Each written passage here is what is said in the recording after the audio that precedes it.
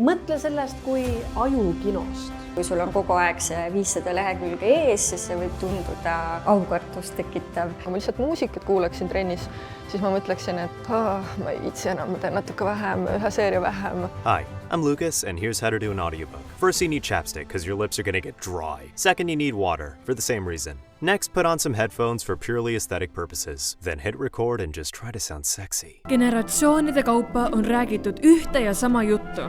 Raamatuid peab lugema. Aga ajad on muutunud ja enam ei pea raamatuid ise lugema. Kas näiteks kohustusliku kirjanduse kuulamine on võrdväärne füüsilise raamatu käes hoidmisega? Raamatud on väga toredad asjad. Kuniks su silmad hakkavad valutama, su kael läheb krampi ja sa saad aru, et sa oled viimased 20 minutit ühte ja sama lõiku lugenud.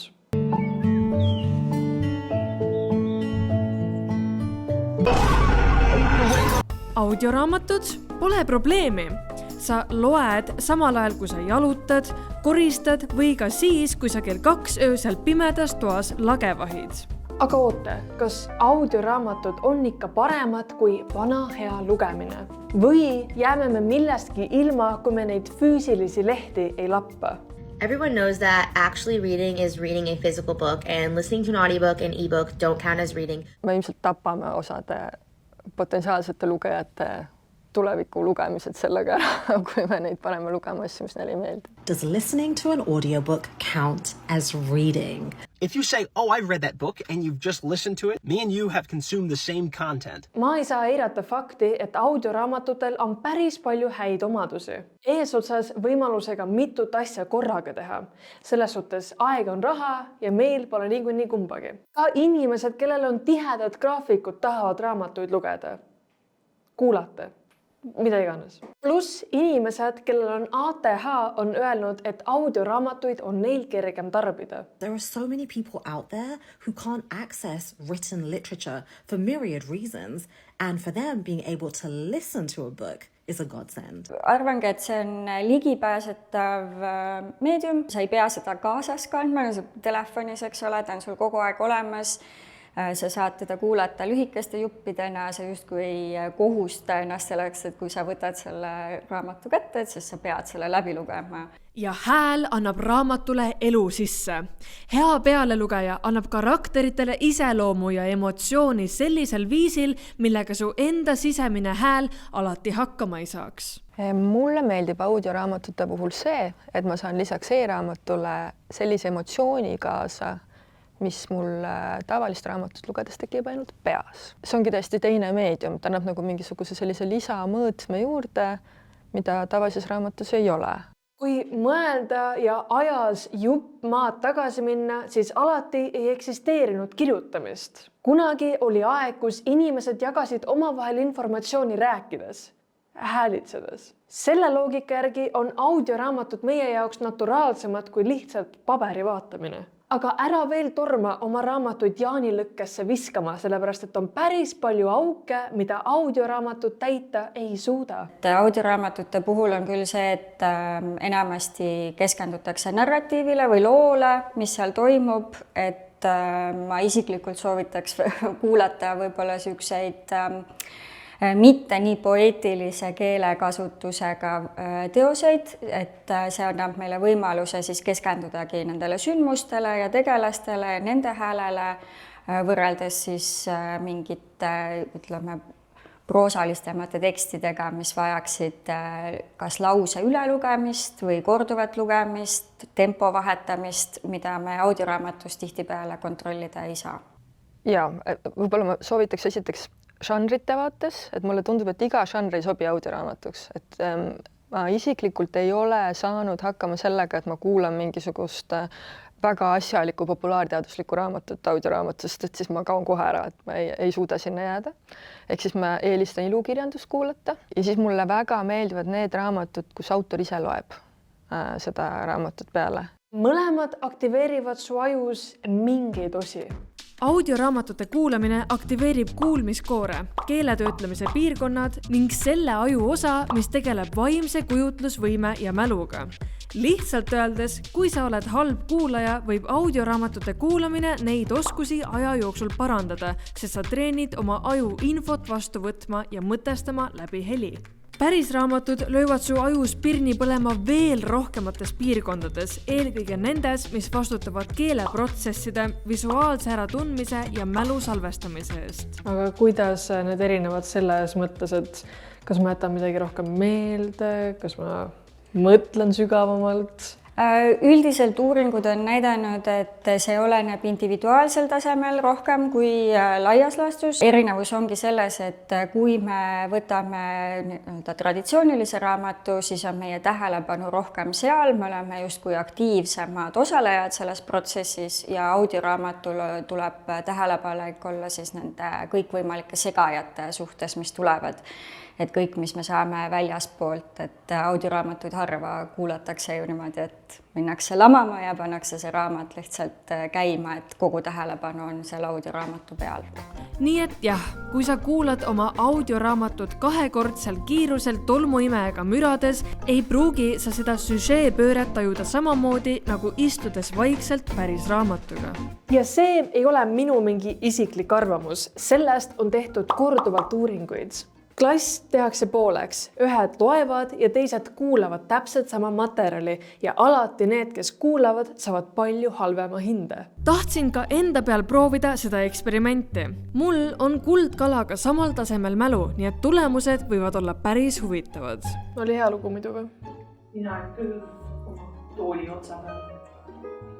Oli kord ema ja sellel 7 last. Hüppa minu koonu peale. Ütles kuld. Ain Kook mõtles. Mitu last oli emal? 7. Kuhu kukkus Kook esimese põgenemiskatsega? Pannile tagasi. Kes tahtis teisena Kooki kinni võida? Kuidas transportis kuld panni Kooki üle vee? Koonu peal. Boom! Mis need õiged on nüüd? Okei, then. Okei. Läheb lugemiseks.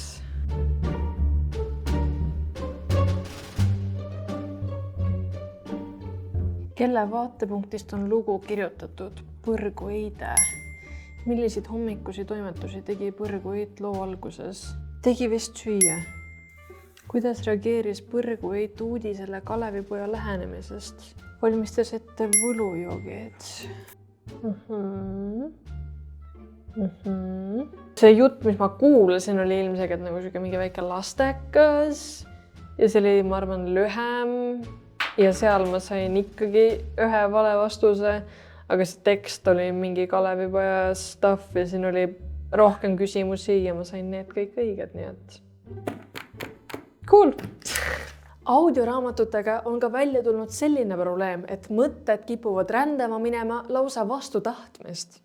Siin ongi see tähelepanu hoidmise küsimus ja see, et kui palju sa saad tekstis, et kui sul jääb mingi lause segaseks, et kui palju sa siis audioraamatu puhul tagasi kerid. Et üldiselt me ei keri, üldiselt me lihtsalt lähme edasi, me jätame selle lõigu või lause vahele. See audioraamat on asi, mida tehakse teiste asjade kõrvalt ja sinna kipub, isegi kui sa kõnnid seda tavalist tänavat, mida sa oled kogu aeg kõndinud, siis sa ikka vaatad, et kas see auto tuleb või ei tule ja see tähelepanu kipub hajuma tegelikult audioraamatute puhul küll. Mida ma olen tähele pannud on see, et kui sa loed kas tavalist paberraamatut või e-raamatut ja siis sul läheb mõte rändama. Et sa sealt leiad midagi ja siis sa hakkad mõtlema millegi muu peale, siis sa lähed tagasi raamatusse, sest sa lihtsalt paned oma silmad raamatusse tagasi ja siis sa loed sealt edasi. Aga kui sul audioraamatuga läheb mõte rändama, mis minul isiklikult juhtub väga sageli, sest et ma olen selline inimene, siis sul on väga raske tagasi kerida, ehk siis sa pead nagu suutma seda fookust hoida piisavalt palju, et seda juhtuks. Ja kuidas seda fookust hoida? No ma arvan, et need ongi need tegevused, mida sa teed sellel ajal, et sa ei saa näiteks kuulata audioraamatut ja samal ajal insta scrollida, sellepärast et need kuidagi nagu, su fookus nagu hakkab jagunema. Aga mis on huvitav on see, et ma teen hästi palju online sudokusid sellel ajal, kui ma kuulan audiораamatuid, sellepärast ilmselt see ajukeskus, mis sellise nagu numbrite ja sükse asjaga tegeleb, ei ole see sama kui see emotsionaalne, mida sa kasutad selleks, et audioraamatuid kuulata.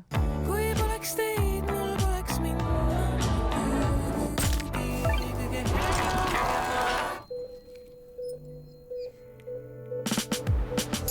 Kui poleks teid, mul poleks minna. Kas on keegi, kellele sobiksid audioraamatud rohkem kui päris raamatud? Kindlasti. Audioraamatud ongi minu arvates väga hea sild just inimestele, kes võib-olla kardavad ette võtta väga pakse traditsioonilisi raamatuid, et audioraamatute puhul ütleme see aja hulk, mis keskmine raamat, mis on umbes 500 lehekülge, on 13 tundi, et see võib-olla ei tundu nii hirmutav, kui seda jagada tükkideks, et kui sul on kogu aeg see 500 lehekülge ees, siis see võib tunduda kuidagi aukartust tekitav. Et ma soovitakski seda inimestele, kellel võib-olla ei ole nii palju pikemate teoste lugemise kogemust või kes tahavad lihtsalt kuidagi teistmoodi tarbida kirjandust ja just kellel on ka vähe aega, et istuda maha ja lugeda neid pakse raamatuid. How do you even find time to read so many physical books? What? Oh, you mean the shelf trophies for my audiobooks. Nii et kumb on siis parem? Vastus on oleneb. Ilukirjanduse, eluloraamatute või lihtsalt emotsionaalse jutustuse puhul audioraamatud võivad kogemust lausa võimendada. Mõtle sellest kui ajukinost. Kui ma loen päris raamatut, siis mul ma hakkan seda ette kujutama, et milline see tseen võiks olla ja värk, millised nemad on, kas see siis toimub samamoodi sul ka? Ja sellepärast, et siiamaani suurem osa audioraamatuid tehakse ikkagi niimoodi, et neid pealelugejaid on 1 või 2. Ja kui sul on 1 või 2 häält, siis tegelikult see ettekujutus toimub ikkagi väga sarnases vormis nagu tavalist raamatut lugedes. Küll aga on tekkinud audioraamatutel selline uus subžanr, mida ma ütleksin, on selline, kus see audioraamat ei ole enam klassikaline audioraamat, vaid ta on vanasti olid raadiotes kuuldemängud, kus olid taustahelid ja keegi koputas uksele ja siis käis kopp-kopp ja nüüd tehakse järjest rohkem selliseid audioraamatuid ka. Ja siis ma olen nõus sellega, et see kogemus on ikkagi väga erinev tavalise raamatu lugemisest või siis ka lihtsa audioraamatu kuulamisest. Mulle endale tundub, et see on minu jaoks liiga palju. Aga kui sa tahad oma aju maksimaalselt arendada, võid ka mõlemad teha samal ajal. I will read the physical book and listen to the audiobook. It's like watching a movie with subtitles. It helps me focus, but also if you put the audiobook at a faster speed, then you can train your eyes to read faster. I don't think this is weird. Ja praegu ongi päris populaarne see, et võetakse nii audioraamat kui tavaline raamat ja siis loetakse neid koos, et kas sa vahepeal kuulad ja siis loed või siis sa kuulad ja loed samal ajal. Et siukseid variante on ka ja siis öeldakse, et sa saadki siis nagu teksti sisse täielikult minna, et sul on see audioraamatus jutustaja hääl. Kõige korralikemate audioraamatutega on ju see, et sul on mitte üks inimene ei loe seda ette, vaid erinevad tegelased on erinevate näitlejate poolt sisse loetud ja siis samal ajal on ka mingid taustahelid sinna lisatud, et see on siuke väga immersiivne kogemus. Kui ma olen selle audioraamatu läbi kuulanud, kas ma tohin öelda, et ma olen selle raamatu läbi lugenud? Jaa, see on ka tekitanud palju vaidlusi internetis, et kas audioraamatute kuulamine on lugemine. Mina väidan, et on. See läheb täpselt sama asja alla, et sa ikkagi suhestud selle tekstiga, sa kuulad seda teksti. Ma ei näe väga suurt erinevust selles, kas sa oled seda lugenud või kuulanud. You are consuming stories, and that is good for your brain. It's scientifically proven that people who consume stories have higher levels of empathy, compassion, and understanding compared to those who don't consume stories. And so however you choose to consume books, keep doing it. And don't let anyone call you a cheat for enjoying an audiobook. Nii et kui keegi siin kunagi hukka mõistab sellepärast, et sa kuulad audioraamatut päris lugemise asemel, siis ütle talle, ma stimuleerin oma kuulmiskorteksit. Aitäh! Aga kuidas teiega on lood? Kas jääb paremini meelde raamat, mida sa lugesid või mida sa kuulasid? Kas te üldse kasutate audioraamatuid? Pange oma arvamused kommentaaridesse.